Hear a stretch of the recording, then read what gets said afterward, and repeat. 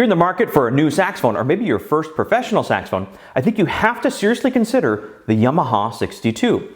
But in order to understand why it occupies such an important place in the saxophone market, we have to first talk about cookies.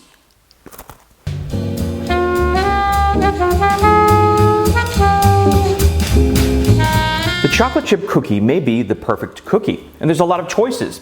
Now, the chocolate chip wasn't the first cookie, it's not the oldest recipe. It's certainly not the most sophisticated or advanced cookie, but it's a delicious cookie. And for the same price, there are bad choices, like oatmeal raisin. Why does this exist? But anyone with taste buds will agree the chocolate chip cookie is delicious. It does everything a cookie should do, but nothing more. It's unpretentious, yet magnificent.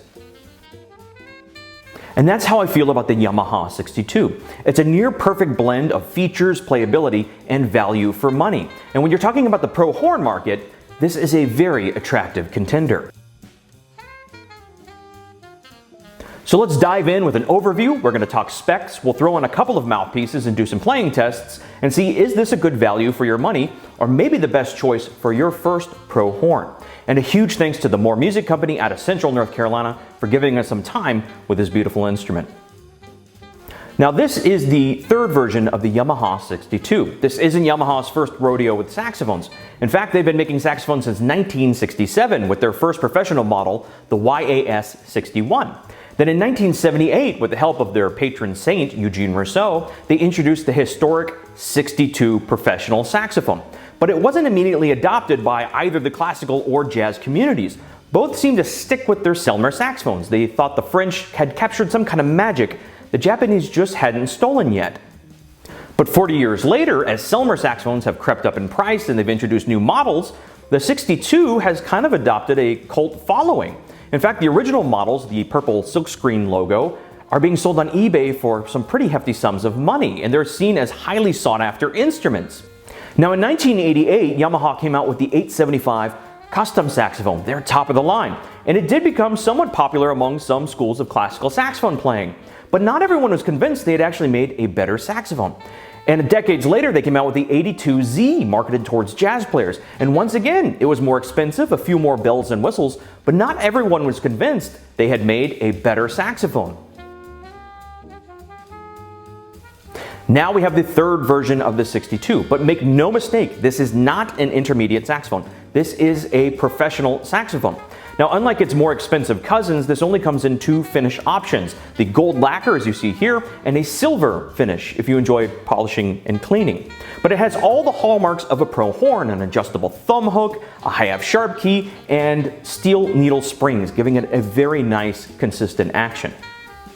And this new 62 has the new 62 neck, which I feel is a big upgrade over the previous version's G-Series neck. Now, the G-Series had a very focused sound, very quick response, but I always felt it missed some warmth and sweetness that we found in the original 62 series. This new neck feels a lot like the original 62, the purple logo ones, that I grew up loving way back in the day. And this version 3 has an upgraded neck receiver and 62 proudly stamped on the front of the neck. So what does it sound like? Well, let's throw in a couple of mouthpieces and do a playing test.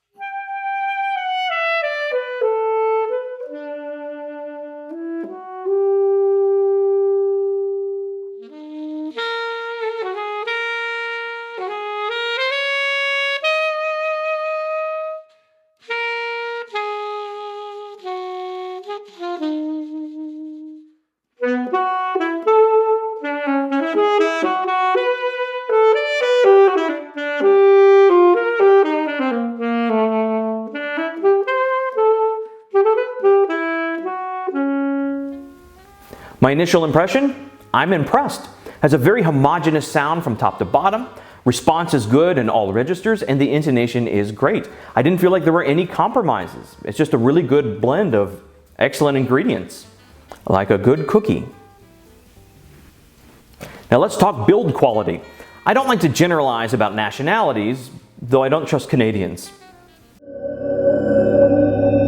No one's that nice.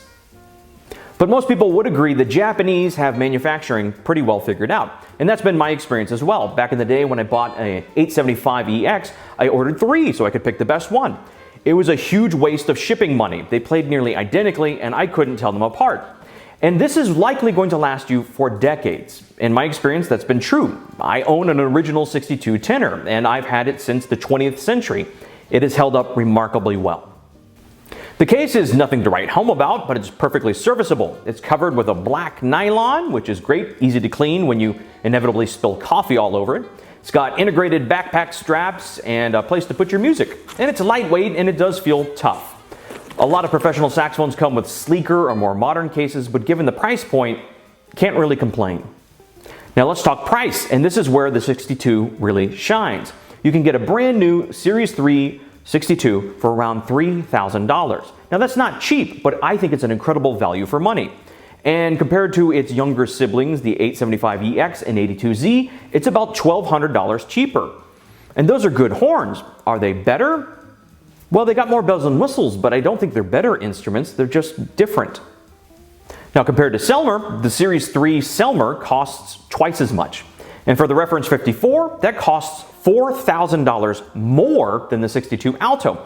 And for that money, you can get the 62 Alto, a 62 tenor, and a very fun weekend in Vegas. And in my opinion, those aren't necessarily better saxophones. They're just different.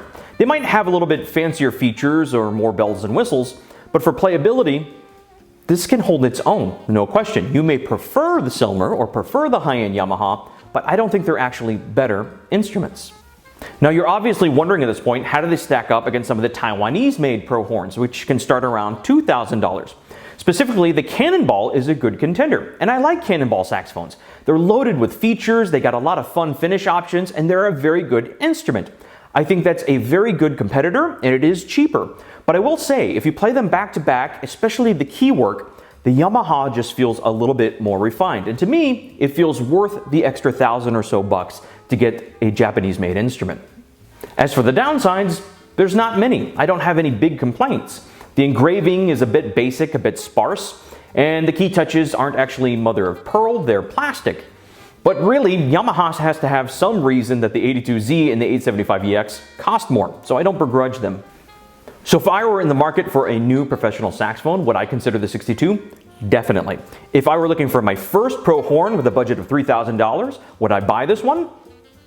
Faster than you can say chocolate chip cookie.